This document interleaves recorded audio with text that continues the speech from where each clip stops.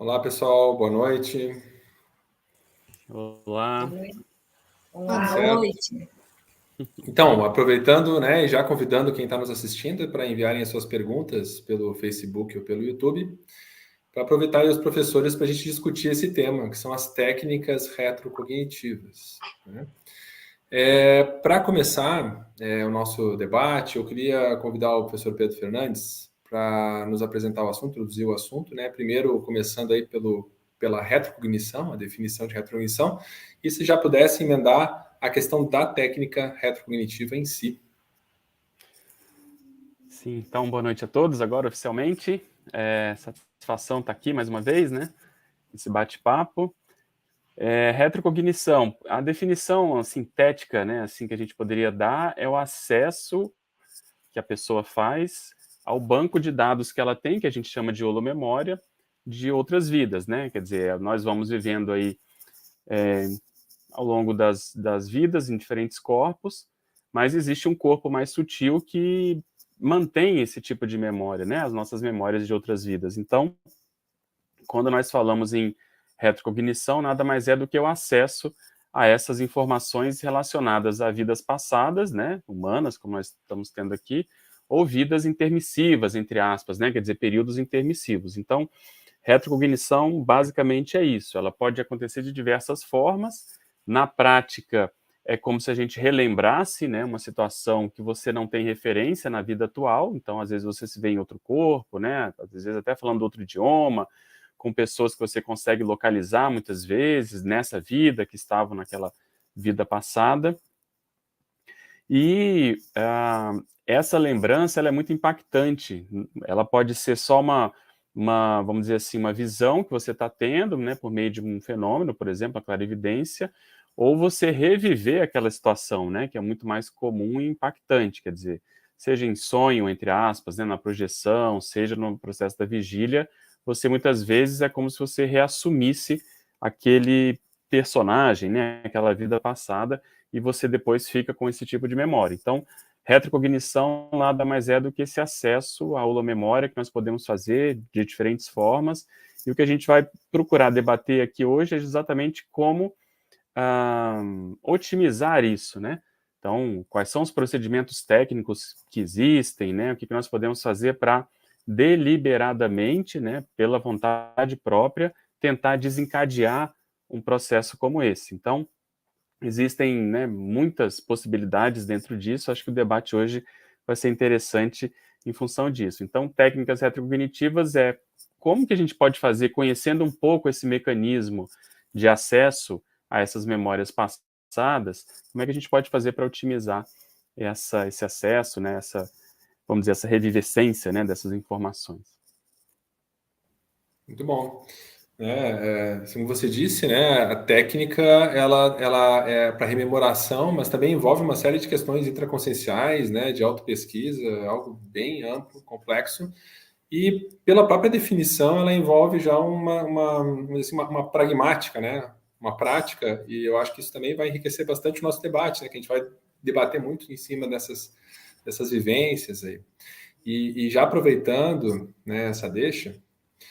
Eu queria perguntar para vocês, na vivência de vocês, quais técnicas, até para a gente já começar debatendo em cima de alguns exemplos, que vocês consideram que são as técnicas retrocognitivas mais comuns ou mais aplicadas aí pelos colegas, né, nos cursos que vocês observam aí que os alunos utilizam mais desses ou outros recursos, né? Ladies. Mabel? Quer começar, Mabel? Não, Daiane, pode ir. Tá bom. Então, estou pensando aqui, né, no que a gente vai debater hoje, conversar, né, nessa questão de técnicas, e eu lembrei, assim, antes de responder sua pergunta, é que quando a gente usa essa palavra técnica, a gente vai falar, às vezes, de procedimentos, de um passo a passo, né, e a gente não desvincula acho que de um caráter mais interassistencial, né, então é rememorar, mas com um pano de fundo interassistencial, um pano de fundo recinológico aí por trás. Então, eu acho que essa palavra técnica, ela nos ajuda a lembrar sempre isso, né? Esse direcionamento, não é o oba-oba só de lembrar, né? Então, isso que para mim, pelo menos, essa palavra é forte nesse sentido. Agora, em termos de técnicas aí que eu vejo muito, assim, que funcionam aí no nosso grupo, é a clarividência retrocognitiva, né? Então, é você ali estar no acoplamento com a pessoa e, às vezes, ocorre ali a formação de rostos diferentes, trajes diferentes, né? Então, você vai entrando ali naquele universo retrocognitivo a partir da clarividência. Então, a clarividência facial, que às vezes abre até um pano de fundo, assim, né? Um cenário, né? Uma cena ali junto com aquela pessoa. Então, pelo menos assim, no nosso dia a dia, essa é uma técnica que mexe bastante com o processo retrocognitivo. E eu estava lembrando também a técnica, vamos chamar assim, de uma saturação temática, né? A pessoa começa a estudar uma personalidade, ou um país, ou um evento histórico, e ela começa a adentrar, né, dia a dia naquele estudo, e aí ela vai criando um ambiente holopensênico favorável, como se fosse gatilhos para a retrocognição. Então, essas imersões que a gente pode fazer em determinados holopensênios, e aí vale tudo, né? Vale o estudo, os objetos, as imagens, que você possa fazer evocação desses ambientes, e às vezes a pessoa nem está pensando nisso, isso que é interessante, né? Ela faz a técnica sem saber que ela está fazendo uma técnica, ou que pode ser uma técnica, porque ela começa a estudar um determinado ambiente e essa evocação, né, ou uma personalidade, e essa evocação desencadeia retrocognições. Às vezes você pode fazer isso de maneira lúcida, mas pode acontecer também espontaneamente, mas é porque por trás existe um procedimento acontecendo e que a pessoa não se deu conta, né? Eu concordo. Vou tentar, até certo ponto, unir aí as duas abordagens, porque, como a Daiane comentou, né, o nosso processo é muito... A gente coloca muita assistência na frente, né? E, normalmente, quando há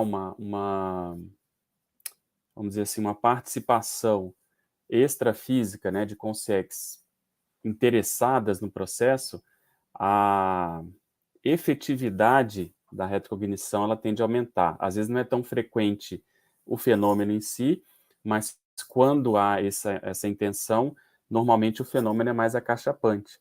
Então, uma das, não vou chamar de técnicas, né, mas seria uma paratécnica, né, que a gente observa é quando tem o dedo, né, dos amparadores querendo patrocinar ou potencializar nessa lembrança. Então, seja no acoplamentário, né, seja durante alguma pesquisa que está sendo feita, como a Mabel comentou, em que a gente vai entrando naquele holopensene, né, vai entrando, sintonizando com aquela época, né, aquilo vai ficando mais quente, vamos chamar assim, se a pessoa, o pesquisador, tem relação com aquilo vai ficando mais quente, né, vai tendo a saturação, então a chance de lembrar é muito maior, e aí se tiver essa enzima catalisadora, vamos chamar assim, né, dos amparadores, a coisa potencializa muito mais. Uma outra coisa que eu estava lembrando, assim, que você perguntou, né, às vezes do dia a dia, né, o que pode acontecer,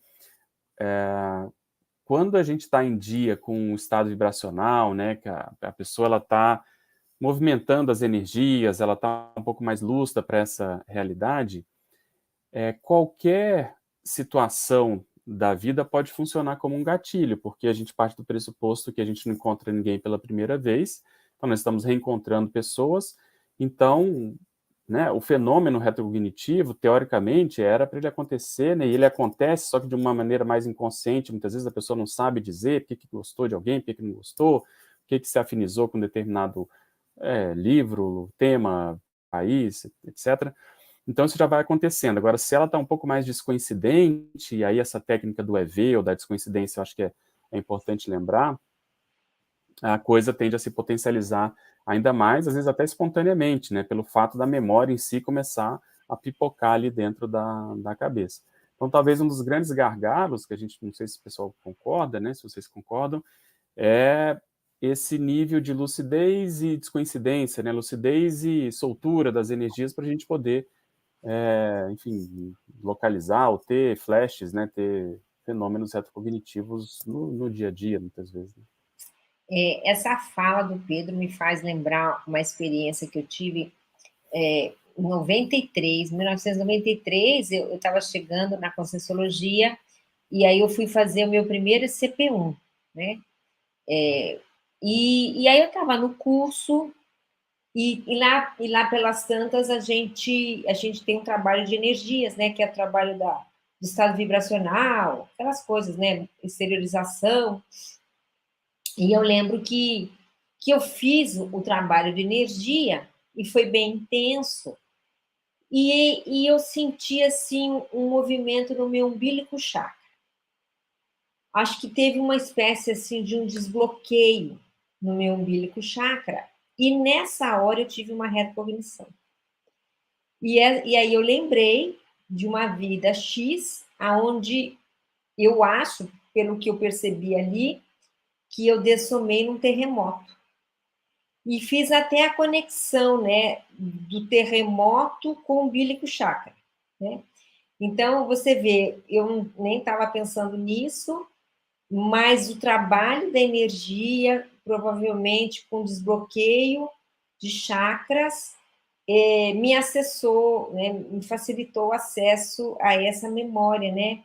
Então, eu estou lembrando, o Pedro me fez lembrar disso, né, da importância real do estado vibracional e dessa soltura energossomática, né, que para qualquer tipo de parapsiquismo, né, diga-se de passagem. A gente hoje aqui está falando de técnicas retrocognitivas, né, mas para qualquer coisa, essa mini descoincidência, uma soltura maior no dia a dia, né, ela é o passaporte, né, me parece, para os fenômenos parapsíquicos que a gente possa ter. Essa predisposição, né? E como vocês estão falando, é tudo muito combinado, né? Eu estava lembrando aqui, por exemplo, o processo da clarividência. É bem comum quando a gente vai no acoplamentário e fazer exercício, né, do acoplamento, né? E a clarividência é uma das consequências aí desse acoplamento. E aí você tem acesso a uma determinada informação, se aparece em determinadas consciências, determinado período histórico, e com uma certa frequência, a pessoa que está fazendo o acoplamento contigo, a partir daquele momento, quando você comenta o que você observou, ela fala, não, mas eu estava estudando sobre isso, né? Ou seja, é uma combinação, isso é bem comum, né?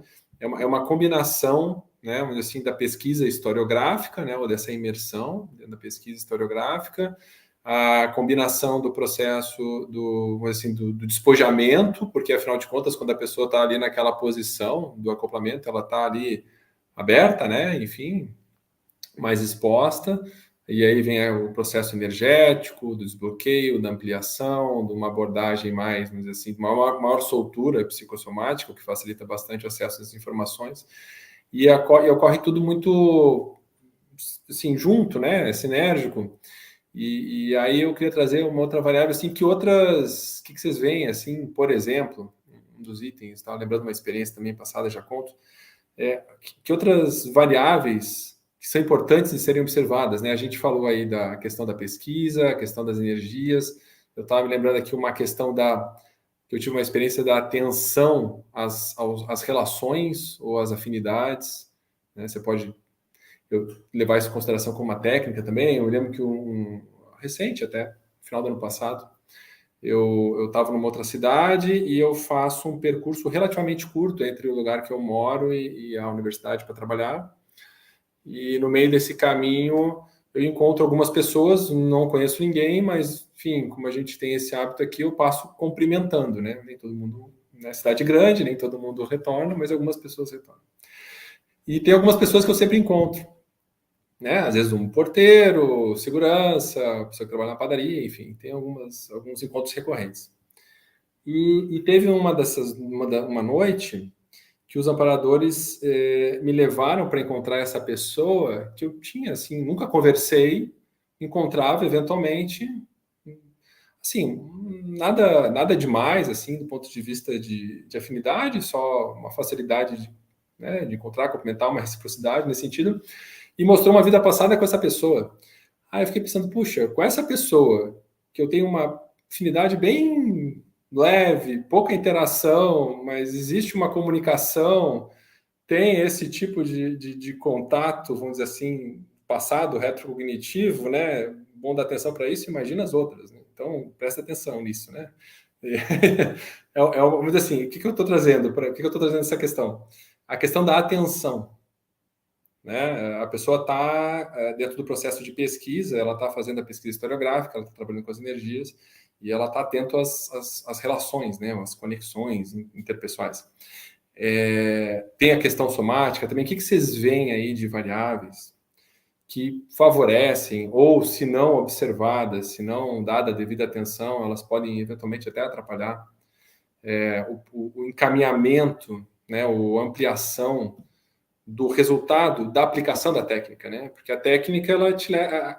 Qual é a ideia da técnica também, né? Assim, é um caminho traçado, ou otimizado, ou testado, que muita gente, né, não é uma certeza que vai dar o mesmo resultado, mas é comum, né, vamos dizer assim, é uma sequência ali de eventos, fatos e ações que te propõem a levar a um determinado resultado.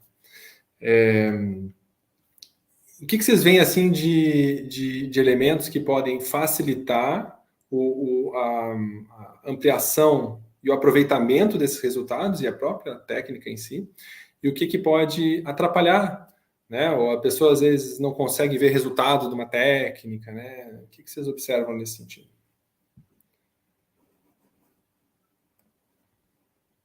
Deixa eu começar aqui e o pessoal continua, né? Vamos começar primeiro com o que atrapalha, tá, Guilherme? Eu acho que uma das coisas que atrapalham bastante, assim, uma aplicação mais lúcida das técnicas retrocognitivas é a pessoa não registrar nada.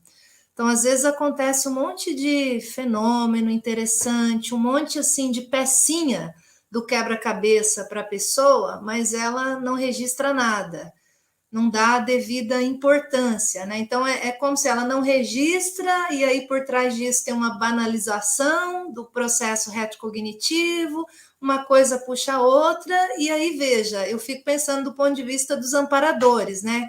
Eles de fora olhando, né? Para que eu vou fomentar, né?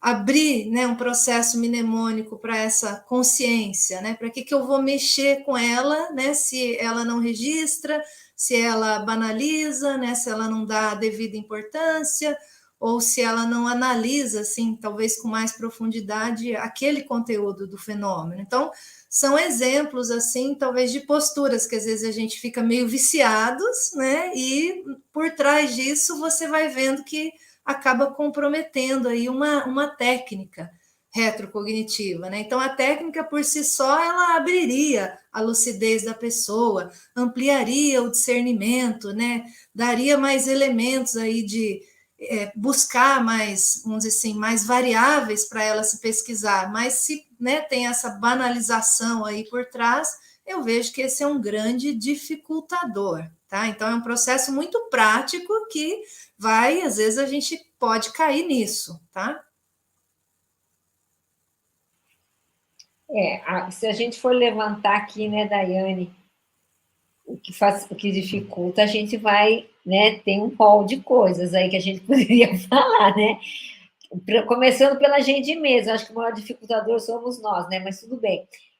A gente pode pegar aí aspectos somáticos, né? A pessoa está defasada, a gente pode pegar aspectos afetivos, que é um outro aspecto importante, né? A pessoa, ela tem está passando por algum momento, assim, do ponto de vista emocional, e isso até poderia prejudicar, enfim, e prejudica, né, a própria clareza de ideias e, às vezes, acesso à memória, embora também possa ser gatilho, né, enfim. E existe a questão que eu vejo, que eu gostaria de falar, é essa expectativa, assim, excessiva, sabe? Muita expectativa, eu acho que também não ajuda, e quem sabe seja um ponto que meio que perpassa, né, muitos pesquisadores, inclusive da Conscienciologia, né? De ficar naquela ânsia exagerada, né? Uma coisa é você ter a constância nos experimentos, né? Devagar e sempre. Outra coisa é ficar muito ansioso por lembrar vidas passadas. Eu acho que isso é um baita de um problemão que a pessoa cria para ela mesma, porque ela já vai dificultar todo o processo extrafísico homeostático. Ela pode até criar um processo extrafísico mais patológico, né? Então, eu acho que essa tranquilidade de ir fazendo, né, e aplicando a técnica, sem essa espera excessiva, né, esse oba-oba, daquela história que a gente até brinca, né, eu quero uma personalidade para chamar de minha, né, assim que o pessoal fala, isso não ajuda. Eu acho que isso não ajuda, porque não mostra também ali na pessoa uma maturidade mínima para lidar com isso, né? Você vê que a pessoa ela está mais assim na superfície do fenômeno e não na profundidade disso, do ponto de vista grupo kármico, do ponto de vista proexológico, né? Então tem outras camadas ali importantes para a gente analisar e não apenas o fenômeno. A minha abordagem é bem parecida, né? Que é talvez uma nuance dentro dessa questão, que é o processo de condicionamento mesmo, né? De formatação. Então, seja para desencadear o fenômeno, seja durante o fenômeno, se a gente é muito formatado, no sentido de estar condicionado a essa vida que é natural, né? Mas a gente não consegue fazer uma abstração, e aí pode entrar esse ansiosismo que a Mabel está falando, né? Essa expectativa e tal. Isso acaba realmente abortando, porque você não consegue entrar naquela sintonia para deixar o fenômeno acontecer, né? Porque a retrocognição, ela tem uma característica em geral, né? Que ela é um processo que vamos dizer, aquilo acontece, é um filme que às vezes acontece, você se vê numa situação, ou você está vendo um aspecto, é diferente da projeção que você tem a sua vontade e você pode ir para lá e para cá, né, volitar e tal. Então, a retrocognição, ela tem esse processo que desencadeia. Essa faísca, né, esse gatilho, é muito em função desse processo de haver uma coincidência de memórias, né? Então, a pessoa acabou que aquele contexto da retrovida, ele se repetiu atualmente e aquilo desencadeou, né, uma experiência. Eu tenho um exemplo muito rápido que eu já fui na casa desses amigos que eu vou contar, assim, sei lá, centenas de vezes, né? Um belo dia, a pessoa abre a porta, né? Eu vou lá na casa deles, abre a porta, só que a pessoa estava com um penteado diferente. Aquilo me deu um flash retrocognitivo, que de alguma maneira aquela situação, né, aquele reencontro, daquele jeito, com a forma como foi, desencadeou. Então, a gente às vezes não está preparado, né, para essa situação, mas se a gente não está assim, não tem experiência, tal, você tende a abortar o fenômeno. Então, uma das coisas que eu queria chamar a atenção é o processo do excesso de condicionamento que a gente tem. Então, estudar, ter experiência com parapsiquismo, né, saber se portar nisso ajuda. E isso do ponto de vista, né, intrafísico. Uma outra coisa é a questão da gente treinar essa divisão de atenção. Porque quando a gente está aqui né, convivendo e tem esse tipo de fenômeno, né, vamos dizer, na vigília física, você tem que lidar com aquela informação que está acontecendo e com o processo humano, né? Vamos supor, a pessoa abriu a porta, você vai cumprimentar e tal, você está dividido ali na situação. Então, saber lidar um pouco com isso também não é fácil, às vezes, né, a experiência é abortada em função dessas condições. E só para terminar, uma outra coisa que dificulta bastante, aí já, por exemplo, quando a pessoa está fora do corpo, e aí tem, como o Guilherme acho que estava comentando, né, tem uma experiência retrocognitiva, é a própria memória, né, a própria passagem da informação de um corpo para outro, trazer a informação para o corpo humano. Então, extrafisicamente é mais fácil, né? Você está ali já de psicossoma, você acessa mais facilmente a holomemória, uma quantidade maior, né, de informações, mas na hora que vai passar isso para o corpo, em geral se perde, ou às vezes a pessoa pode até não lembrar, né? Então, esse é um dificultador que eu colocaria mais, assim, até parafisiológico, né? Que é inerente ao processo.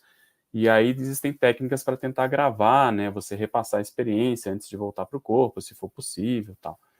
Então, assim, realmente dificultadores é o que mais tem, né? Acho que a vida não ajuda, né? A gente vem para cá e não lembra por isso, né? Porque é um corpo novo, por causa do condicionamento, por causa do processo emocional e tal. E a gente tem que tentar ir na contramão disso, né?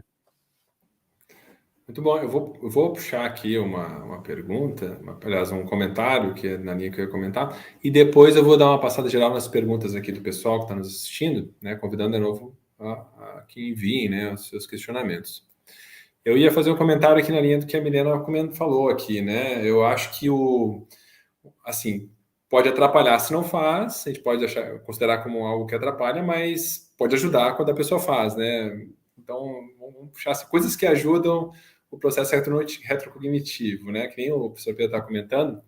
Muitas vezes a gente lembra uma fração da experiência, né?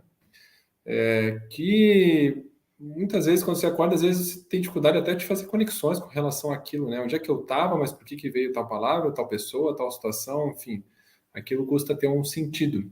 Mas uma das coisas que eu vejo que ajuda é quando a pessoa ela se debruça em cima daquela informação e fica se levantando questões, né, pensionizando sobre o assunto, mas por quê, por que será, levantando hipóteses e tal. Não que seja alguma coisa assim que trave ela, mas assim no sentido de uma tentativa de exploração, né, do fenômeno. E muitas vezes no processo de exploração, alguns insights ela vai ter alguns insights que eram referentes ao próprio fenômeno extrafísico que ela viveu e que eventualmente teve um pouco mais de dificuldade de fixação na memória intrafísica, né? Então, esse aproveitamento e não querer de imediato colocar numa caixinha, categorizar, né, ou dizer, enfim, e já querer um próximo, enfim, isso é uma coisa que a ansiedade em ter uma resposta atrapalha e se debruçar em cima e questionar os fenômenos, no sentido de levantar hipóteses e relações sobre ele, ajuda, tá? Dá uma passadinha geral aqui, então, aqui, boa noite para Orlando, Maria, José, Dalvan, isso aí, Dalvan, vamos aproveitar aí os professores, o Pedro Fernandes está aí, Daiane está aí, Milena Mascarenhas já apareceu, André Ivo, boa noite, Pedro Nunes, Fábio Fonseca, Rosângela Lopes, Pedro Nunes, de novo, Vanessa Reis, Rio de Janeiro, Adriano Pedroso, João Ferreira, Suzana, isso aí, Suzana, bem interessante mesmo, a Frânia, Cândida Pessoa, Vilma Almeida, o Edi, Lourdes, Camila, Paula Ferreira, Paula Rafaela, e aqui a nossa pergunta, né? Abraão Enéas. Estudar personalidades tem efeito colateral, atrair assediadores que estavam ou estão vinculadas de alguma maneira com ela? Essa é uma pergunta bem frequente, inclusive, né? Estudar personalidades evoca sempre qualquer coisa, né? Não só assediadores, mas vai que tem amparador também, né? Então, na verdade, tudo na vida onde a gente coloca os nossos pensenes, eles evocam. Pode ser uma personalidade, pode ser um país, pode ser uma roupa, pode ser um livro, qualquer coisa que a gente faça link, pode ser um hobby, né? Qualquer coisa que a gente faça link, a gente faz evocação, automático, né? Então, pode ser que a gente não perceba, mas quanto mais a gente se aprofunda na pensenização, maior a probabilidade da gente evocar as consciências que estão também linkadas àquele contexto, àquela pessoa, aquele objeto. Então, isso é uma realidade humana que não faz parte só da técnica retrocognitiva, é a vida, né? A vida nossa multidimensional, ela é assim. E essa pergunta, então, ela é interessante porque ela nos faz lembrar do porquê que a gente, tanto aqui na Conscienciologia, a gente fala, né, da higiene consciencial, da desassimilação, do estado vibracional, do trabalho das energias, porque é isso que faz com que a gente vá fazendo essas conexões e, com o tempo, a gente consiga sair bem, ou mais ou menos bem, né? Então, é isso. Eu acho que essa pergunta eu gostaria de expandir, né? Não só no estudo de personalidade. É claro que se você estuda uma pessoa só, você foca demais, né? Mas você pode pegar um objeto que foi de uma personalidade, e às vezes é um objeto que você nem sabe quem é o dono, ou quem foi o dono, né? Um objeto histórico, e você começa a fazer link com aquilo, você vai evocar provavelmente também, né? Então, vamos expandir e lembrar dessas técnicas que a gente tem, técnicas energéticas que ajudam nessa desassimilação. Eu acho que o bacana dessa pergunta é a gente reforçar, né, o efeito do estudo das técnicas retrocognitivas, no sentido da pessoa, ela começa a mexer tanto com isso, né, tanto com isso, de diferentes formas, de diferentes maneiras, né, tanto com isso eu digo em termos de retrocognição, que a retrocognição vai se tornando algo mais natural e cada vez menos impactante para a pessoa, no sentido de gerar uma alteração maior, né? Então, o bom da técnica é isso, que você vai se calçando, você vai aprendendo, né? Você vai dominando as suas reações, né? Então, esse é o bacana. E aí, quando a gente vê a pergunta do Abraão, a gente vai pensar num facilitador, que é o contrário, né? Que é, por exemplo, a pessoa ela já tem uma visão mais desdramatizada com relação à própria retrocognição, né? Então, as técnicas ajudam nesse sentido, e a Mabel falou bem, né? Qualquer coisa que a pessoa vá fazer que envolve a pensenidade pode gerar uma evocação e vai atrair, né? Seja assediador, amparador. Mas eu acho que essa postura de desdramatização frente à retrocognição, ela é positiva, no sentido até da pessoa saber lidar com as informações e, eventualmente, com as rebarbas, né? Que advém dessa rememoração. Uma coisa que eu estava lembrando aqui, ouvindo vocês, é que é inerente realmente ao processo e, como a Daiane está comentando, chega um determinado momento que isso é até interessante de acontecer, porque tudo vai depender da intenção da pessoa, como foi falado antes, né? Quer dizer, por que eu quero lembrar? É só curiosidade? Ou eu estou inserido num contexto assistencial, né, maior?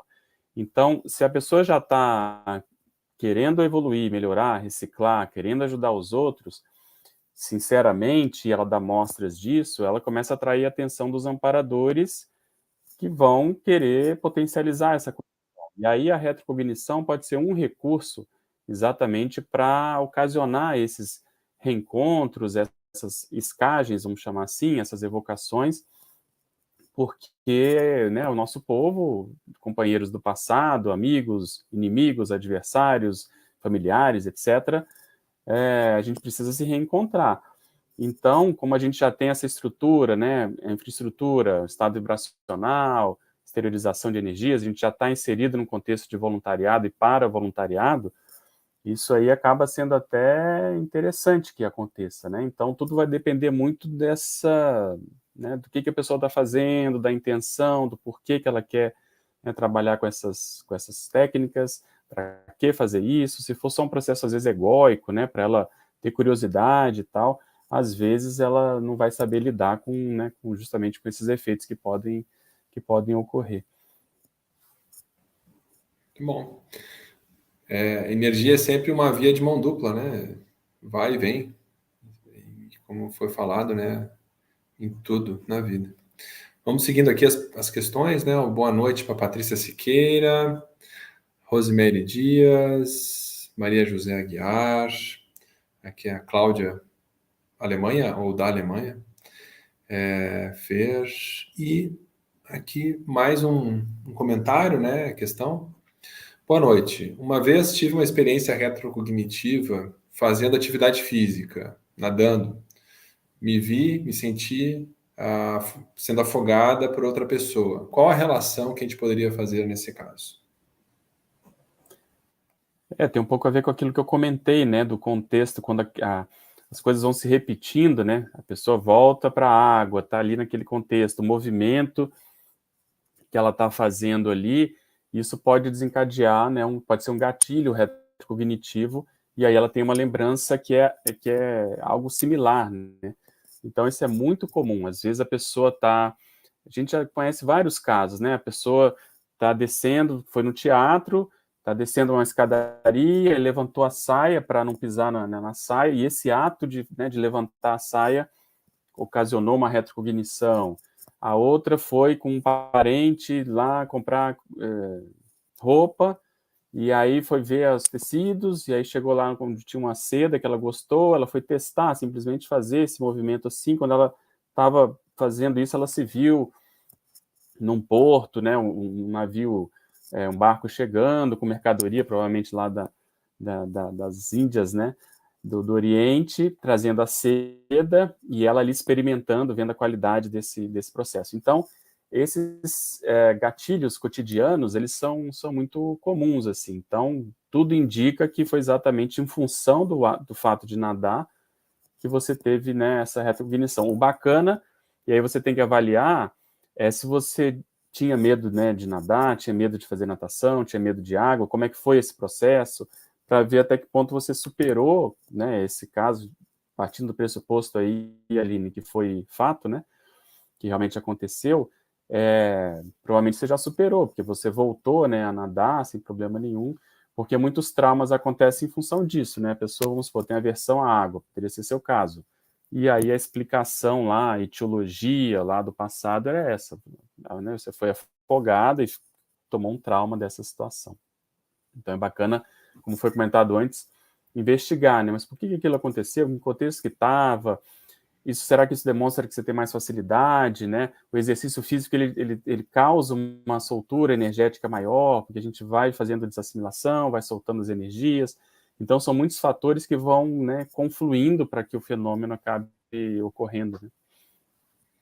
Interessante, assim, eu me lembrei de alguns casos onde a pessoa ela não teve exatamente uma retrocognição, assim, de lembrar, mas ela, quando ela foi ter uma ação, um movimento, que não era muito comum, por exemplo, vai abanar, e daqui a pouco ela fez de uma forma que ela não se reconheceu. É como se entrasse numa forma, e aí, se você for observar, assim, o local que a pessoa estava, a situação, né? Enfim, a plateia, começar a se questionar nesse sentido, né? Não necessariamente ela vai lembrar naquele momento, mas ela vai ver que teve algo estranho, assim. Por que eu fiz dessa forma? Não é o meu comum, como se eu tivesse entrado numa forma, né? Rememorado uma forma, entrado no encaixe. É bacana que é um hábito, né? Um hábito retrocognitivo. Às vezes a pessoa faz e aquilo chama a atenção dela, o modo como ela fez, né? É bem isso, o modo como ela, às vezes, enfim, bate palma, por exemplo, como a gente já viu, modo como ela pede para alguém levar um copo para a cozinha, coisas banais assim, mas que o jeito, né, de fazer é totalmente diferente do que ela está habituada. Eu lembrei também o modo como a pessoa arruma o cabelo. Essa pergunta da Aline me lembrou de um caso, assim, uma vez em um curso, o curso chamava até técnicas retrocognitivas, né? Então tinha uma moça, ela entrou na sala e ela estava com o cabelo preso. No que a moça entrou, eu já senti um impacto.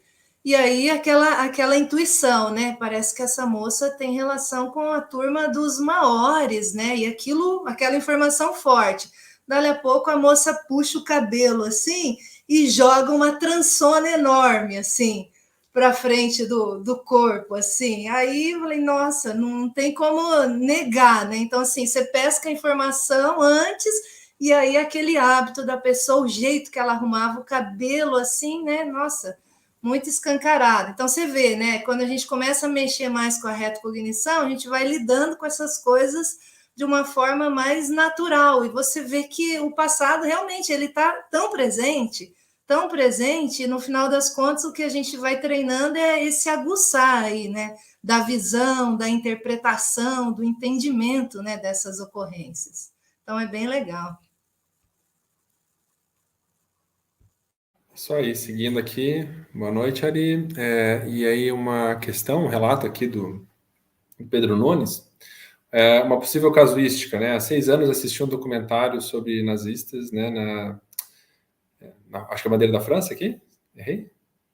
Certo?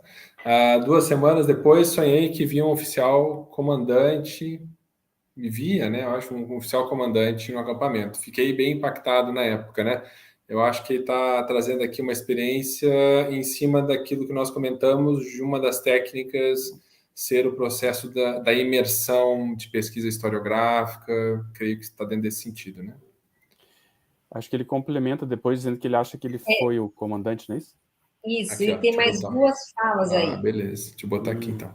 Me levou ao estudo de retrocognições. Fiquei em dúvida se o homem que vi era eu naquela vida ou se era um soldado que filmava ou um inimigo que espionava. Né? Tudo apenas indução. E aí tem mais um aqui? Tem. Mas eu acho que lá para Tem mais um. baixo, lá no fim, né? Esse aqui? Uhum. Como não confundir indução... Não? Tem uma que ele fala, a minha intuição é que eu era oficial, não sei se está depois ou antes. Tá aqui, passei, desculpa. Uhum. Minha intuição é que eu era oficial. E aí... E por último... Mas eu vou colocar essa aqui para fechar, né? Que é a pergunta. Como não confundir induções geradas por livros, filmes, predileções com uma verdadeira retrocognição ou flash? Muito boa pergunta. Essa é a pergunta que todo mundo quer saber responder, né? Isso aí. O que acontece? É o estudo, é a continuidade da pesquisa, né? Quando a gente entra, por exemplo, assistir um filme, que nem a gente estava comentando, se você entra demais no filme, obviamente você pode ficar assimilado com aquilo, né? E aquilo pode te repercutir à noite. Às vezes mais de uma noite, né? Mais de um dia, você fica com as energias gravitantes e as evocações que o próprio filme, ou um livro, ou uma reunião que a gente teve, qualquer um encontro, aquilo ele fica ali, né, conversando com você. Então, isso é um fato que independe da retrocognição. No entanto, se a partir disso passa 1, 2 dias e você começa ou volta ao fato original e ver relação, por exemplo, de um sonho, uma projeção com aquela ocorrência, aí já vale a pena parar para sentar e estudar, né? E essa certeza de que uma coisa é uma coisa e outra coisa, né? Ela vem muito com o tempo. Eu acho que o que a Milena estava colocando, o que foi dito aqui, da pessoa pegar o fato e começar a esmiuçar com calma e ver se outras para-ocorrências vão surgindo, ideias, insights, que vão corroborando. Porque, inclusive, né, a gente pode pensar, Pedro, que aconteceram as duas coisas. Você pode ter tido a assimilação, com a evocação e a retrocognição junto com tudo isso. Então, você também não pode descartar que é uma coisa ou outra, pode ser as duas, né? Então, tudo isso que é esse trabalho de autopesquisa seriexológica, esse é o desafio, né, dos pesquisadores de estarem ali tentando deslindar com o tempo essas realidades. Não sei se o Pedro aqui queria falar, Pedro.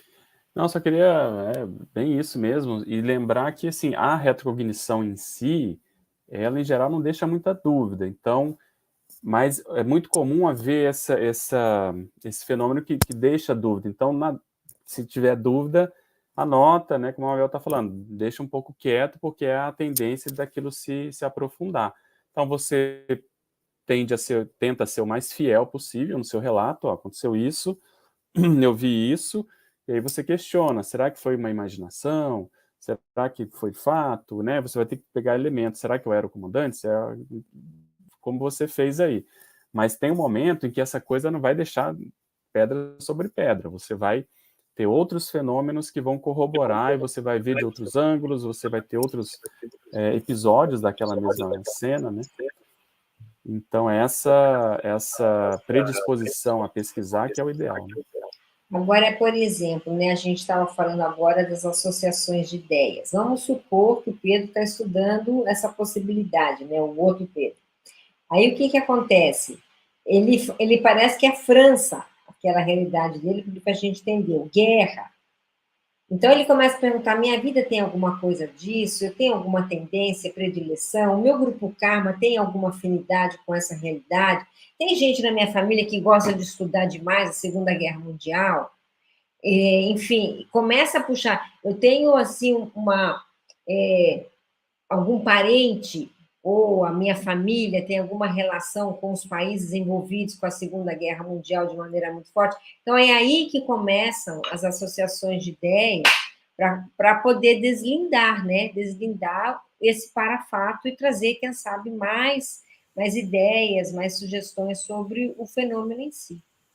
E aprender a construir hipóteses, né? Então, às vezes, é uma assistência que eu estou participando, foi um processo de escagem, né? Então, a pessoa vai trabalhando com outras hipóteses antes de chegar na hipótese final da retrocognição, né? Será que eu sou essa personalidade? Então, a gente, às vezes, precisa, né, ir descartando as anteriores para chegar nessa. Agora, o Pedro estava falando das retrocognições. Antes, a gente tem que lembrar que tem os tipos, né, de retrocognições, que eu acho que isso pode ajudar ele também a pensar. Então, uma coisa é uma retrocognição que é um flash. O flash é muito rápido, né? Então, aquilo, né, é muito rápido, não dá tempo de você, às vezes, pegar muita informação. Então, é natural que a gente tem alguma confusão em cima disso. Aí você registra e guarda, espera para ver se aquilo vai abrir mais. Mas às vezes a retrocognição ela já é uma cena, é um pouquinho mais longa que um flash. Você já tem mais informações. E aí a gente também tem aquele tipo, que é, vamos dizer assim, é o nosso sonho de consumo, que é o tipo de retrocognição que é o enredo. Né? Então, o enredo, aí eu acho que entra naquilo que ele falou. Você já não tem dúvidas, né? Você já capta muito mais coisas, o contexto, época, nomes, né? Então aí eu acho que abre o fenômeno, ele abre muito mais. E aí eu acho que as técnicas retrocognitivas vão nos ajudando a treinar, né? Então como é que é lidar com flash, como é que é lidar com cena e como é que é lidar com os enredos retrocognitivos, né? Que são processos diferentes, embora tudo seja retrocognição. Deixa eu puxar aqui um comentário da Milena que tem a ver com o caso da piscina, mas também tem a ver com esse caso, né? Esse relato do afogamento me lembrou do filme A Reencarnação de Peter Prout. Às vezes a pessoa capta um flash e cria uma interpretação, porém ainda é parcial. Né? Existem outras peças para compor esse cenário, né? A gente costuma, inclusive, com uma certa frequência, usar aquela ideia do quebra-cabeça, né? Que a gente vai colocando essas peças. Algumas dessas peças nós temos mais dúvidas, algumas dessas peças são mais, assim, você tem um pouco mais de confiança. Por exemplo, esse processo, né? É possível que, eventualmente, inclusive, a pessoa ela tenha, dentro do período onírico ali do sono, misturado uma retrocognição com algo que ela vivenciou no dia e pode gerar uma certa dúvida. Né? As coisas não ficam tão claras, isso é possível de ocorrer. E eu estava lembrando até do próprio processo que eu falei no início, daquele exemplo que ocorre com frequência no acoplamento. Então, por exemplo, a pessoa está estudando um tema, e aí você vai fazer o acoplamento e ter clarividência com a pessoa. Você não sabe o que a pessoa está estudando, mas você capta e você acessa, né, cenas, cenários, situações, consciências que envolvem aquele tema.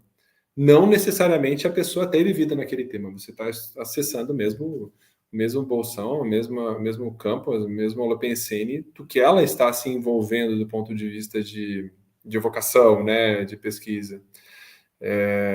Mas tudo a gente tem assim, a gente vai criando fatos fundamentados em inferências, né? Alguns com maior confiança, outros com menos, mas só o tempo que vai dizer. Eu acho que é bem por aí mesmo. É uma das abordagens, inclusive, que nós comentamos antes do perfil, que não é o caso aqui, né, dele, até porque ele levantou uma série de questões, mas é aquele perfil, às vezes, do pesquisador que precisa responder de imediato, né, que não deixa... o perfil do pesquisador, que eu vejo que muitas vezes é mais salutar, é aquele que convive bem com a dúvida. né? Ele consegue, ele tem as suas hipóteses, ele tem seus encaminhamentos, né? As suas ações com base nos seus experimentos, mas ao mesmo tempo ele não tem uma necessidade muito forte, assim, em termos de que gere algum nível de ansiedade de fechar as questões, né? Porque as questões a gente vê também que ela tem camadas de compreensão sobre esses fenômenos. Ok, pessoal, vou seguindo aqui. Deixa eu ver se não pulei ninguém. Boa noite, Márcia Miari. Aqui o Pedro, nós já comentamos. Que é a Sônia Ruiz, boa noite. Jaqueline. E aqui uma pergunta do Dalvan. Para a pesquisa serexológica, o temperamento é considerado de grande valia, mas temos o problema da distorção feita pelos pesquisadores, né? Que ele está comentando sobre as dificuldades e o foco que muitos dos biógrafos têm quando estão escrevendo as biografias sobre a personalidade biografada, né? E que isso depende, né? A gente estuda isso, enfim, dependendo da situação, isso pode facilitar ou não o processo da pesquisa historiográfica, né? O que vocês têm de opinião sobre esse assunto? Opa! Não, só queria falar, ele tem acho que uma sequência depois, Guilherme, de pergunta. Estou falando nas sequências aqui, peraí. Mas é porque vai entrando outros, né? Considerando a técnica de saturação mental, a observação e comparação do vestuário, recheio decorativo, da residência... Talvez seja outra. Né? Eu acho que é outra aqui, né? Em torno da residência, relações mais significativas poderiam ser consideradas mais significativas que o temperamento? Ah, tá. Aqui ele falou aqui, ó, são 3 postagens formando uma pergunta, limite de 200 caracteres. Beleza? Boa explicação. Tem que explicar para a gente, né, se achar, né? Obrigado. Eu vou começar pelo temperamento aí, os biografados, né, e quem biografou. Então, essa é, vamos dizer assim, o nosso gargalo, um dos nossos gargalos quando se trata da pesquisa serexológica, que é você entender o temperamento de uma personalidade, né, sob o viés de quem biografou. Então, para às vezes a gente não ficar, vamos dizer assim, com a própria versão enviesada, né? Por exemplo, às vezes é um parente que escreveu sobre aquela personalidade, né? A gente às vezes busca os desafetos, o que os desafetos falaram sobre aquela personalidade. Então, às vezes, nessa combinação, né? O que os amigos, o que os parentes falaram e o que os desafetos falaram sobre aquela personalidade, às vezes a gente consegue achar ali uma conjunção ou decifrar melhor um possível temperamento daquela personalidade. Mas é óbvio que a gente fica refém daquilo que foi escrito, né? Então, tem personalidades que você acha mais informações e tem aquelas que você não acha, né? E quando você não acha informações, a gente vai buscar em todos os elementos, por exemplo, você foi trazendo aqui. Então, você vai procurar em outros tipos de informações que possam ajudar a gente a chegar em características para fazer ali um cotejo, né? E fazer a comparação. Então, eu iria por aí. Eu concordo também, e às vezes a gente também, a nossa visão hoje, ela também é muito, vamos dizer assim, a gente dá valor para coisas que às vezes os biógrafos fornecem, às vezes sem saber, né? Então, quando a gente tem mais de uma biografia, por exemplo, você começa a fazer esse cotejo e você consegue fazer ali né, em geral, tem um denominador comum, porque você vai ver os interesses da pessoa, o modo dela reagir às vezes. Então, apesar desses viés que sempre existem e vão existir, porque ele é o filtro, né, do biógrafo que tá contando aquela história, a gente tenta, né, fazer essa abstração vendo essas outras variáveis, né, como a Daiane estava comentando. Então, assim, aparentemente não é tão simples, mas na prática a gente vai vendo, pelo menos, assim, o que a pessoa fez, né, o interesse dela, como é que ela reagiu, casou, não casou, quantos filhos. Então, tem algumas variáveis que por aí a gente consegue ver o jeitão, né, da consciência, né? Isso ajuda, pelo menos, né? Eu só faria, assim, quem sabe, uma observação na pergunta aqui, ele coloca aqui, ó, consideradas mais significativas, né? quem sabe eu colocaria consideradas tão significativas quanto. É difícil, né? A não ser que não tenha nada de biografia da criatura muito explícita, e aí realmente o entorno vai ser mais significativo, obviamente, né? Mas se houver biografias da personalidade, quem sabe estudar o temperamento a partir da biografia seja tão significativa quanto o entorno da residência, as relações. Eu acho que as duas coisas se complementam, né? E tentar dar mais valor, como você falou, né, para o temperamento. Isso daí, teoricamente, que é a consciência se manifestando, né? Uhum. Essa tende a ser a mais importante mesmo.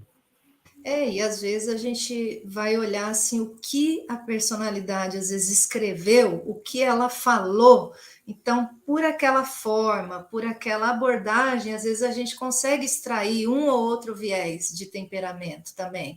A Mabel, ela é especialista aí no retrodiscurso, né? Então ela sabe fazer isso bem, né? Então a gente vai tentando aprender também, né? Não está explícito o traço do temperamento, mas você busca uma coisa ali, outra coisa ali, e você consegue pensar, essa pessoa era mais introvertida, então esse é um traço fácil, né? Ou esse aqui era mais extrovertido, então você vai entendendo como que era a manifestação da personalidade naquela época.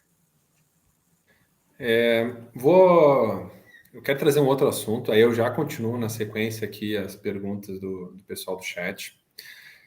Que é um assunto relacionado às técnicas retrocognitivas usadas nos cursos da Consecutivos, né? Então, eu vou trazer aqui já uns banners, né, já fazendo convite pessoal, e a gente aproveita e já comenta um pouco sobre as técnicas, né, usadas nesses cursos aí. Então, o primeiro deles que a gente gostaria de comentar com vocês é o retrocognição intermissiva, acessando a parapsicoteca, que vai ocorrer agora do dia 24 a 27 de agosto, né? Nós 4 somos os EPICONs aqui desse curso, e esse curso, né, pessoal, ele tem uma característica de 3 campos. É um curso de 4 dias, com 3 campos diferenciados, cada um com uma especialidade, com objetivo específico, voltados para auxiliar, né, o aluno ali, o pesquisador, a ampliar a sua lucidez extrafísica, principalmente relativo aos processos de retrocognição e acesso ao curso intermissivo, né? O que vocês podem complementar aí? Pedro? O retrocognição intermissiva é essa, vamos dizer assim, nós estamos tentando reproduzir, né, um ambiente que facilite, né, uma atmosfera que facilite aí as lembranças do curso intermissivo, né? Essa é a base, né? E vai nesse crescendo que você estava comentando, de uma atividade mais ativa, de um processo mais ativo, de técnicas mais assim que há a participação dos alunos, para um processo mais passivo em que há uma participação maior dos amparadores, né? Esse que é, vamos dizer assim, o mote maior desse curso, trabalhando com elementos que ajudem a pessoa a de fato lembrar. Então, o que a gente fez no curso intermissivo? A gente teve que fazer uma recim mais profunda, então vamos trabalhar com a mega recim, a gente tem o processo do mega paravínculo, que é a ideia que a gente ficou mais pensionizando ali, mais prioritária.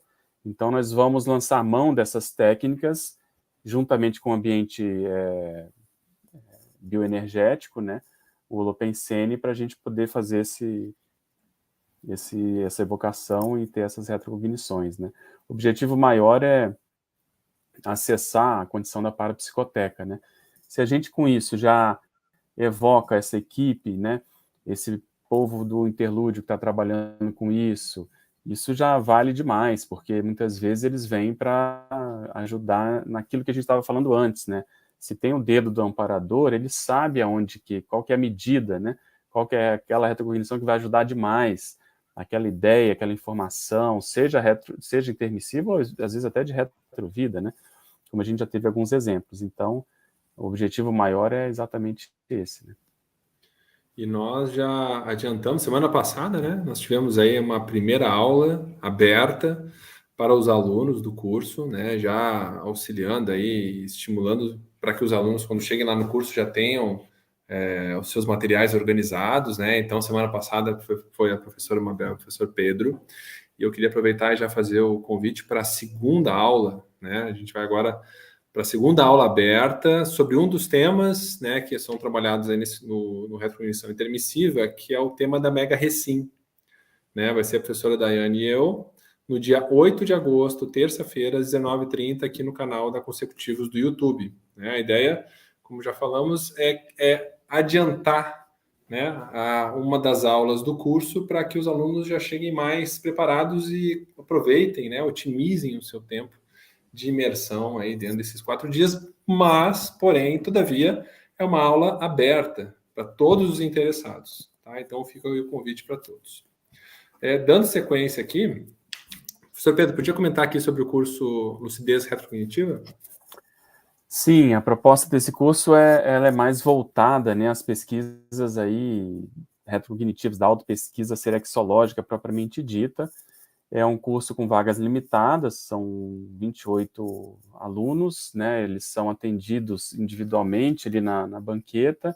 Há um processo diferente em que há uma entrevista ali no momento em que a pessoa está no campo, e essa entrevista ela vai fazendo uma evocação, né, crescente, com vamos dizer, os pontos principais da pesquisa serexológica do aluno, e isso a gente observa na prática uma evocação das consciex, e em geral há a manifestação ali das consciex no sentido de ajudar essa pesquisa serexológica, né, essa pesquisa retrocognitiva. Então é um curso, eu diria, mais assim, focado nessa pesquisa da linha holobiográfica, né, da linha serexológica que a pessoa está pesquisando, que ela está tentando, né, entender.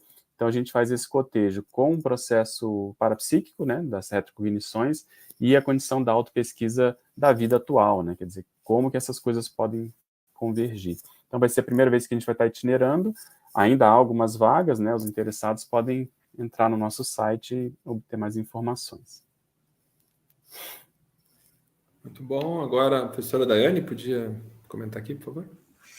Então, esse é o outro curso que a gente está lançando aqui na Consecutivos, né? Vidas Sucessivas e Evolução. Então, esse é um curso de fundamentação, é um curso que a gente diz que é um curso de entrada, né? Um curso que vai trabalhar a base aí dos conceitos da conscienciologia, mas sempre associados a essa especialidade da serexologia ou da multi-existencialidade, né? Então, às vezes, a gente pode ter aquele vício, né, de trabalhar isso separado, mas não, nesse curso de fundamentação a gente vai pensando, né, as bioenergias e qual a relação com a multiexistencialidade, holopensene, multiexistencialidade, proexis, né, e serexologia. Então a gente vai pensando toda a base de conceitos da conscienciologia e integrando, né, os fundamentos da multiexistencialidade. Então, é um curso longo, na verdade, ele tem 52 horas, e a gente quebrou, né, em 2 etapas. Uma etapa, ela é totalmente online, vão ser 7 aulas, na verdade, né, online, 14 aulas, na verdade, online, cada aula tem 2 horas de duração, e uma outra parte do curso é uma parte presencial. Então, o aluno que não mora em Foz, mas que quer participar do Vidas Sucessivas, pode optar em fazer essa parte online, né? E, quando possível, a gente consegue agendar aí a parte presencial, tá? Então, é um curso aí novo que a gente está lançando na Consecutivos. Muito bom, pessoal. Ficam aí os convites, né? Vocês têm acesso a tudo isso no site da Consecutivos, né? consecutivos.org. Totalmente aqui dentro do nosso tema, né? Cada um desses cursos eles envolvem técnicas diferentes, né? Todas elas aí pensadas em otimizar o processo da retrocognição. Bem, vamos continuando aqui com as perguntas, né? São várias, vamos ver até quantas que a gente consegue atender aqui. Eu vou puxar uma aqui que tem relação com o que nós já comentamos, né? Até para fazer um fechamento desse ponto, da Paula Rafaela, sobre essas sutilezas, a forma de arrumar o cabelo, a forma de andar. Quais sugestões vocês dão para mapear e fazer as associações de ideias? Olha, a pessoa vai ter que estudar um pouquinho, né? As épocas, os hábitos de cada época, moda, por incrível que pareça, né? Vai ter que estudar um pouquinho de moda, tipo de roupa e penteados que se fazia, para ela se ver se é que ela tem um hábito hoje que destoa um pouquinho do zeitgeist da onde a gente está inserido. Então, era bom começar a fazer alguns olhares nesse sentido. Por que eu estou falando isso? Porque uma vez eu entrei no tertuliário, uma colega nossa, ela falou assim: você já percebeu que você gosta desse tipo de sapato, um tipo de sapato de, né, de mulher específico? Eu falei: eu adoro esse tipo de sapato. Ela falou assim: você sabe de que época ele é? Eu falei assim: não. Ela falou: vai estudar. E eu realmente fui estudar, e é de uma época em que ele surgiu, que é uma época que eu estudo e que eu tenho muitas lembranças boas quando eu penso naquela época. Então, é uma coisa boba, que eu não tinha parado para estudar, né? Aí, quando eu fui ver a moda daquela época, descobri quem criou aquele tipo de sapato, e realmente, se eu pudesse, eu ia ter sapato só daquele tipo. Então, são coisas assim, sabe? Que a gente tem que, às vezes, né, tem um fiozinho de meada que você vai puxando e, de repente, vai clareando, né? É um puzzle. Eu acho que é um grande puzzle que a gente vai aí trabalhando para tentar ter mais ideias sobre aquilo. Eu estava lembrando aqui de uma outra situação, né, que muitas vezes as pessoas elas levam isso como se fosse algo comum, é porque é o meu gosto, é porque foi sempre assim, etc. E não dão o devido valor, a devida atenção no devido registro. E às vezes, se ela dá atenção para isso e registra, né, ela pode eventualmente, né, quando estiver fazendo pesquisa de alguma personalidade, algum grupo, algum contexto, ela pode linkar as pontas. Né? Por exemplo, vai que agora que você já sabe, por exemplo, eu não entendo nada de sapato, né? Mas digamos que você já sabe ali o nome do sapato, o nome da época, tal, e daqui a pouco você acha uma personalidade que também tem relação com isso. Olha, isso é uma conexão interessante, né? De se dar atenção. É um ponto a mais, é um indício a mais. Assim a gente vai É juntando isso as aí, são pecinhas. coisinhas assim que às vezes, que nem a gente está falando, a pessoa pode banalizar, mas que vai prejudicar, né, a pesquisa dela, porque às vezes é pela ponta do sapato que você encontra a reta personalidade, né? Bom. Deixa eu, antes de fechar, eu também queria, tem umas perguntas aqui, mas eu queria trazer um assunto que também tem muitas questões e naturalmente a gente não vai conseguir atender todas, né? Então, no sentido assim de dar um encaminhamento, né? Sugestões de fontes de pesquisa. Né? Pelo menos aqui, eu levantei três, né? Eu queria compartilhar com vocês que existe nesses livros, né? Nessas fontes aí, a questão das técnicas retrocognitivas, primeiro, obviamente. Professor, não sei se está ao contrário, está ao contrário ou não está? Para mim, acho que está ao contrário, né? Não, Não, tá bem, tá bem. tá ótimo. Selexologia, né? Aqui o tratado do professor Pedro Fernandes, né? Tem uma sessão aqui, né, professor Pedro, sobre a parte de técnicas. Se quiser comentar, fica à vontade. Não, é isso. Tem uma parte de experimentos retrocognitivos que a gente comenta a questão das experiências grupais, né, individuais, e aí dentro disso a gente cita algumas técnicas, né, o que fazer, né, o passo a passo ali para a pessoa obter mais resultados, né.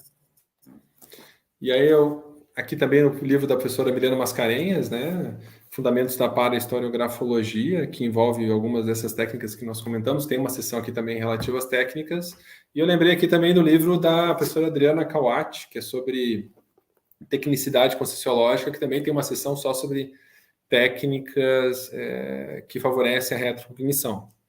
Né? Não sei se vocês se lembrarem de mais algumas, né? O pessoal também que está nos assistindo lembrar, fica à vontade aí de compartilhar.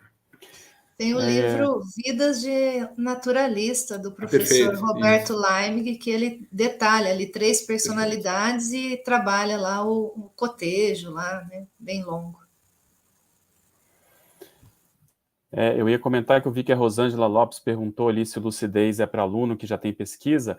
Ele não tem pré-requisito, tá, Rosângela? só pegar esse contexto aí de técnica ainda. Então, assim, mesmo que a pessoa não tenha pesquisa, a gente ajuda, porque a pessoa em si, ela já é uma retrocognição, né? A gente brinca com isso, porque ela tem gostos, interesses, por exemplo, como a Mabel comentou, gosta de sapato, né? Então, a gente dali, às vezes, o aluno, né, que não está habituado, não sabe juntar as pontas, né? A gente, como está um pouquinho mais habituado com isso, a gente ajuda. Então, a ideia é que não precisa ter pesquisa aprofundada, não, tá? A gente pode começar ali, e aí o ideal do curso, né, vamos dizer, o objetivo do curso é que a pessoa saia com uma linha de pesquisa, pelo menos ainda inicial, esboçante que seja, mas pelo menos ela já entende como juntar essas pontas da manifestação atual, né? Que isso aí já ajuda bastante. Eu vou puxar aqui uma pergunta da Suzana, que está em duas partes, tá? Se tiver mais de duas, vocês me avisem, por favor. O estudo de uma personalidade, né, uma personalidade que foi muito influente, conhecida e situações bastante traumáticas em relação a ela, veio mais impactante numa dinâmica para a psique e às vezes aparece novamente em dinâmicas. As sincronicidades ao estudar são muito intensas e percebo que tenho certa dificuldade em suportar os fatos. A Consecutivo tem alguma consultoria para orientação em como lidar com os processos mais traumáticos? Eu achei muito interessante essa pergunta, principalmente porque é comum as pessoas associarem o processo do estudo de retrocognição ao processo traumático, à explicação de determinados medos, receios, etc. Quais as orientações que a gente pode dar para ela? Eu acho que a gente podia convidar a Suzana para participar da escola de personalidade consecutiva. A gente tem uma turma que vai começar agora no dia 15. É uma turma de terça-noite.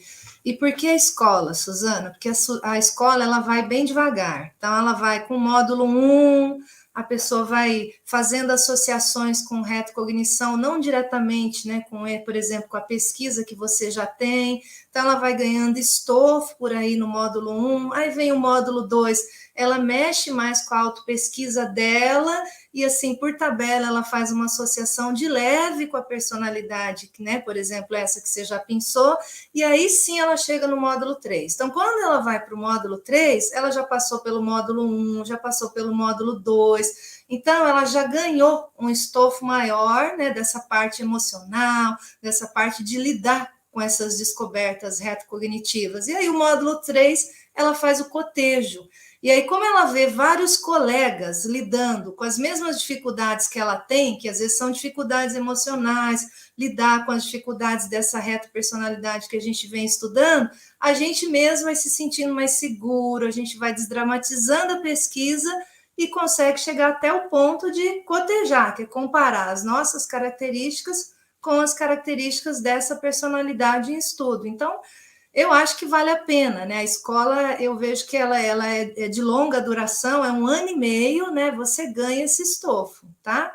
Mas fora isso, a gente tem atendimentos, né? Como, por exemplo, é o Cronos, você tem 2 professores para conversar, mas o tempo é de 1 hora só. E o Cronos é uma opção gratuita dentro da Consecutivos. É só entrar no site, se inscreve e já faz uma conversa ali com pelo menos 2 professores.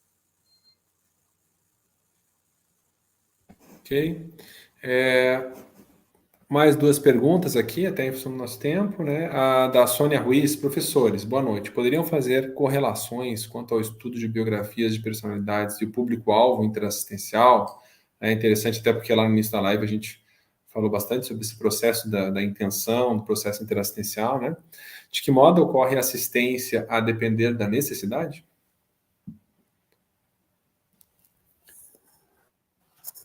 Não sei se eu entendi bem, mas assim, só o estudo de biografia, ele vai ocasionar evocação, né? E essa evocação pode gerar ali assistência, vamos supor, a pessoa é tenepsista, né? Ela está envolvida no nosso contexto, isso pode acabar gerando essa assistência. O público-alvo a gente relaciona com a ProEx, né? Então, vamos supor, a pessoa tem né, ela veio fazer algo aqui, que ela sabe, a missão, o propósito de vida, etc. Nesse contexto, existe um público que ela precisa, entre aspas, assistir, né? Quer dizer, ela deve para esse público, ajudando esse público, ela vai se ajudar e vai ajudar todo mundo, etc, etc. Então, é óbvio que essas coisas podem convergir, porque, em geral, as pessoas vão estudar biografias que têm alguma afinidade, que interessam a ela. Então, dentro desse contexto, às vezes, você vai ampliar a sua visão proexológica, né, a partir do estudo de uma ou mais biografias, e aí você vai identificando qual é esse público-alvo. Então, vamos supor, a pessoa tem um olhar especial para crianças, vamos supor, a profissão dela às vezes já tem a ver com isso, ela às vezes tem filhos, ou ela gosta de criança, etc, etc, ela sente essa necessidade, ela pode ir estudar, por exemplo, a biografia, né, de uma médica pediatra, médica sanitarista, enfim, que ajudou muitas crianças, e aí uma coisa tem a ver com a outra, e, né, os amparadores podem potencializar isso. Então, pode haver essa convergência, mas não necessariamente o estudo de biografias vai gerar isso de cara, né? Então, tem que ver se isso está nesse crescendo, né? O que eu pensei aí a partir dessa pergunta.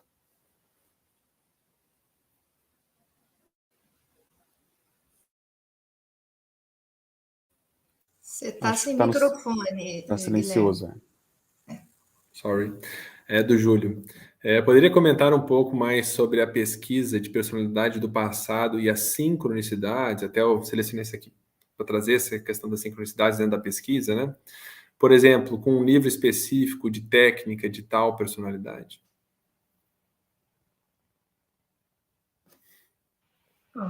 A sincronicidade é um fenômeno, né, um parafenômeno muito útil no estudo de retropersonalidade, ou de retrovidas, né, porque são aquelas concausas, né, que geram essas singularidades sincrônicas, vamos chamar assim, né.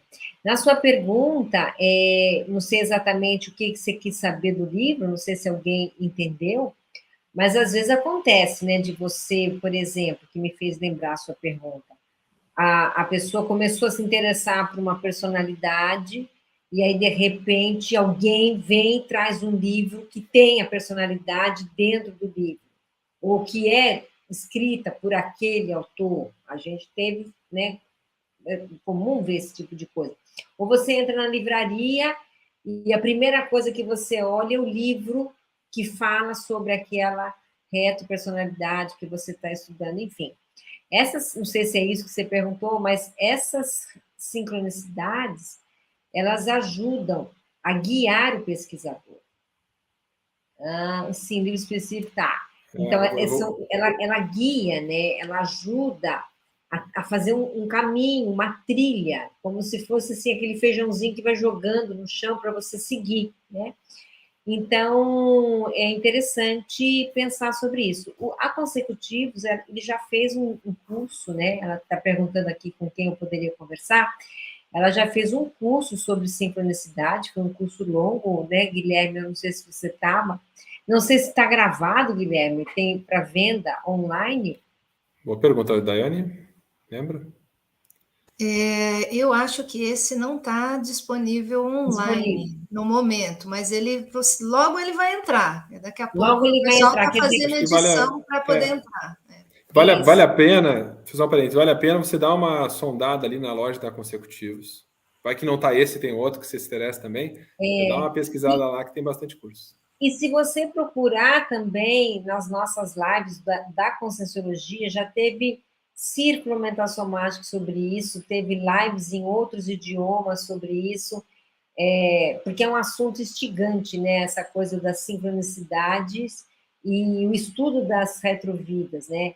E o que a gente vê, o que acontece muito, a pessoa começa a estudar uma personalidade-chave lá na escola, e, de repente, o mundo parece que conspira a favor e as coisas sobre aquela personalidade começam a chegar na mão da pessoa, assim, do nada, né? Como se fosse assim, uma mega coincidência. Então, aí a gente tem que estudar se é o holopensene que é atrator, a gente tem que pensar se é realmente um parafato que ajuda a corroborar tais hipóteses. Então, tudo isso vem junto, né? No caso de estudar. Muito bom. dando uma sequência aqui, né? A Fátima agradecendo, a Suzana, a Rosângela, Maria José, né? Sobre essas referências. Trazer mais uma questão aqui da Fernanda. Técnica de retrocognição é indicada para qualquer perfil de consim? Até que ponto seria importante investigar a retrovida? Quantos pesquisadores já fizeram esta identificação? Eu acho que eu vou começar a responder a pergunta da Fernanda pelo final. Dá uma olhada, Fernanda, saiu agora uma revista da Consecutivos nova que chama Multiexistência. Lá nessa revista, o pessoal vai mostrar aí para você, ó. Lá nessa revista, você vai encontrar um monte de pesquisadores que estão publicando pesquisas de personalidade-chave, vão aparecer casuísticas que mostram uma série de sincronicidades. Então, por aí, por essa revista, você já vai começar a ter um panorama de pesquisas que estão ocorrendo aí, que estão em andamento. Você vai vendo como é que a turma está pesquisando, como é que isso está sendo feito. Né? Então, acho que vale a pena você dar uma olhada nessa revista, tá? Então, peguei só o finalzinho da pergunta dela, tá, pessoal? Ela está perguntando se é indicada para qualquer perfil. Sim, eu acho que, em princípio, todos nós temos o direito de saber o que nós estávamos fazendo no verão passado, né? Assim, então, por que não, né? Por que a gente vai vamos dizer assim, satisfazer com as informações dessa vida? É um Alzheimer coletivo, né? Convenhamos, né? Como se você acordasse com 50 anos e você não sabe quem foram seus pais, de onde você veio, você está seguindo a vida com base numa quantidade de informação muito pequena, né? Então, em termos assim, generalizando, a gente acha que sim. Então, a pessoa tem que nutrir esse interesse real e sincero para falar, puxa, mas por que eu gosto das coisas que eu gosto? Por que eu estou seguindo essa profissão? Por que eu me casei com essa pessoa? Por que esses meus filhos são assim, etc, etc. Então, tem que haver um nível de interesse sincero para poder vasculhar, né, as nossas raízes nesse sentido. E não para saber quem foi, quem deixou de ser. Isso aí torna-se secundário. Então, quando a gente tem essa visão de conjunto maior, né, um pouco maior, sobre as nossas raízes, o nosso presente fica mais valioso, porque você dá mais valor, você sabe o que você tem que fazer, né, você agora entende mais o porquê que a vida é do jeito que é no nosso caso. Então, essas pesquisas retrocognitivas, elas vão muito além desse processo de identificação de uma ou outra personalidade. O ideal é a gente tentar entender o nosso grupo, né, de onde nós viemos, o que nós estamos inseridos, em que contexto, e aí a nossa programação de vida fica, né, muito mais interessante. Porque, pelo que a gente lembra, pelo que a gente estuda, pela própria teoria da conscienciologia, nós nos preparamos para essa vida, e esse preparo, a base dessa programação existencial foi exatamente o processo do passado, nossos erros, acertos, omissões e assim por diante. Então, voltar um pouco, né, tentar lembrar o que aconteceu ajuda demais. E outra coisa, nos deixa mais autoconfiantes, porque não foi ninguém que contou. A própria pessoa, ela vai tendo a experiência dela e vai formando aquele mapa, né, aquele puzzle, e ela, então, fica mais autoconfiante nas decisões que ela vai ter na programação existencial. Então, em princípio, eu vejo que sim. Obviamente, né, tem que ver o fôlego, o nível de conhecimento, né, como é que a pessoa vai lidar com essas coisas. Isso aí, obviamente, varia ao infinito, mas o interesse, eu acho que ele pode ser, a gente pode generalizar, né? Muito bom, pessoal. Com isso, nós estamos aí chegando ao término, né, da nossa live. Eu queria dizer aí para todos que estão presentes, né, primeiro agradecer pela participação de todos, as perguntas, e quem gostou aí, achou útil as informações, dê um like aí no vídeo, que ajuda na distribuição do vídeo, né, para outras pessoas que também têm interesse aí nesse tema, tá? Isso aí nos ajuda bastante. E para fechar, gostaria de, antes de passar a palavra aqui para os professores, né, fazer um fechamento, aí trazer algum item eventualmente que a gente não comentou, ou reforçar alguma coisa. alguns dos itens debatidos, eu queria fazer um convite.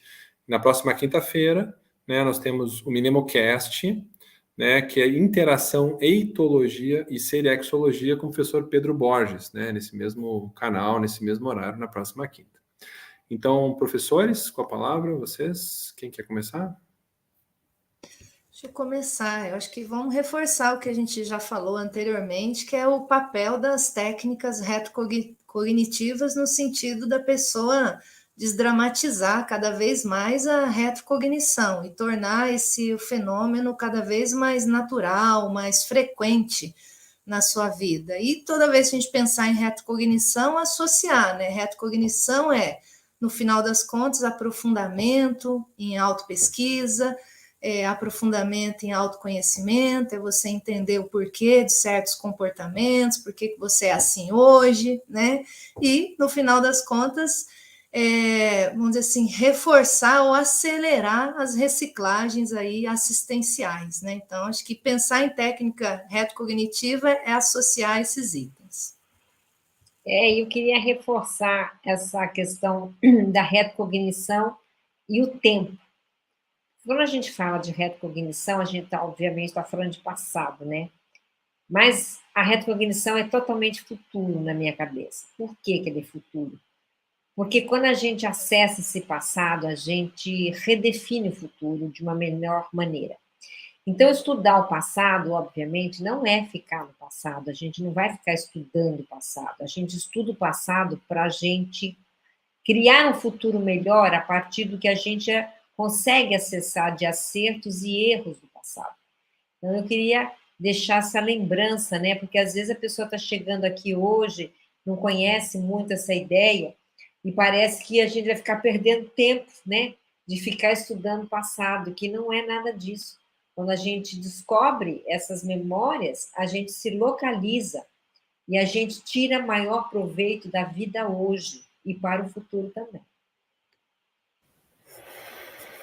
Muito bacana, né? Eu vou reforçar que as técnicas retrocognitivas, elas são uma forma da gente calibrar mais a nossa memória, que eu acho que é um atributo que a gente não posso generalizar, mas muitas vezes a gente não dá o devido valor na prática, né? A gente valoriza quando acontece alguma coisa. Mas quando a gente toma para si essa responsabilidade de levar mais a sério, de fazer a técnica, de estar mais preparado, a gente vai vendo como que a nossa memória está, né? Como que ela funciona. Tanto do ponto de vista intrafísico, cortical, cerebral, como do ponto de vista do paracérebro. Então, essa interação, ela é muito instigada quando a gente faz técnicas, né? Quando a gente, por exemplo, nós vamos ter esses cursos aí que vão mexer exatamente com isso, essa interação. Então, quanto mais a gente se dedicar a isso, mais esse processo vai acontecendo. Então, esse atributo da memória e a paramemória é uma das coisas que eu queria reforçar para a gente não esquecer, porque se deixar, a vida humana vai tomando conta, a gente vai entrando naquele excesso de condicionamento, então a gente precisa fazer força, né, como se fosse um exercício físico, para ir contra essa condição e trazer mais, né, fazer mais download da nossa holomemória para esse cérebro físico. Com isso, a gente vai ficando mais maduro, porque a gente vai lidando com mais informações, né, vai tendo uma cosmovisão maior, vai lidando com medos, traumas, né, assediadores, consciência, enfim, a autopesquisa, eu costumo dizer que ela fica mais, ela ganha uma outra cara, porque a gente começa a entender por que a gente está fazendo certas coisas. Então, essa seria a minha palavra final aí, a questão da memória e da paramemória. Muito bom. Novamente, eu gostaria de agradecer a presença dos professores, de todos que nos assistiram. Desejo a todos uma boa noite e até a próxima quinta-feira. Até mais, pessoal.